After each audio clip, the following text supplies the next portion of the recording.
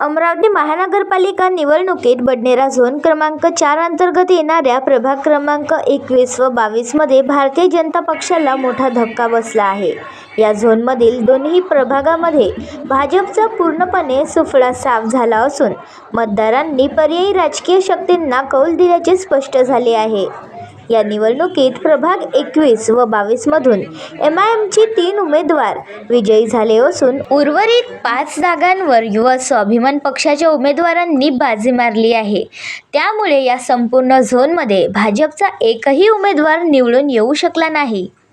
विशेष म्हणजे निवडणूक प्रचार दरम्यान भाजपने संपूर्ण ताकद पणाला लावली होती। भाजपचे माजी मंत्री डॉक्टर अनिल बोंडे, प्रवक्ते शिवराय कुलकर्णी यांच्यासह अनेक वरिष्ठ नेते, पदाधिकारी व कार्यकर्त्यांनी प्रचार फेऱ्या, सभा व संपर्क मोहीम राबवल्या। मात्र स्थानिक प्रश्न, विकासांबाबत असलेली नाराजी आणि विरोधकांचा संघटित प्रचार यामुळे भाजपला अपेक्षित यश मिळू शकले नाही। दुसरीकडे MIM आणि युवा स्वाभिमान पक्षाने स्थानिक नागरिकांच्या मूलभूत समस्या, पायाभूत सुविधा, नागरी सुविधा आणि युवक महिला प्रश्नांवर लक्ष केंद्रित करत प्रभावी प्रचार केला। त्याचा थेट फायदा निकालात दिसून आला।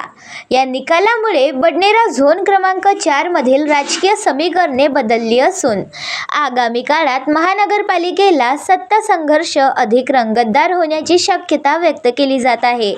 भाजपसाठी हा निकाल आत्मपरीक्षण करण्याचा इशारा मानला जात असून तर विजयी पक्षांमध्ये उत्साहाचे वातावरण आहे। डॉक्टर बाबासाहेब आंबेडकरांनी भारतीय संविधानाच्या माध्यमातून आपल्याला दिलेला लोकशाहीचा अधिकार म्हणजे एक मत एक मूल्य या माध्यमातून आज आमच्या ह्या मिरसाड परिसरामध्ये म्हणजे प्रभाग क्रमांक 22 या नैवस्तिक प्रभागामध्ये त्याप्रमाणे लोकशाहीचा उत्सव साजरा करण्यात येत आहे। आणि आम्हाला एक अभिमान आहे की आमच्या मिरसाड ह्या परिसरामध्ये समस्त नैवस्तिक प्रभागामध्ये सर्वात जास्त प्रमाणामध्ये निवडणुकीचा उत्साह हा आमच्या मिरसाडमध्ये असतो। आपण कॅमेरापासून आनंद गोसावी सोबत मी मच्छिंद्र भाटकर, BCN न्यूज बडनेरा।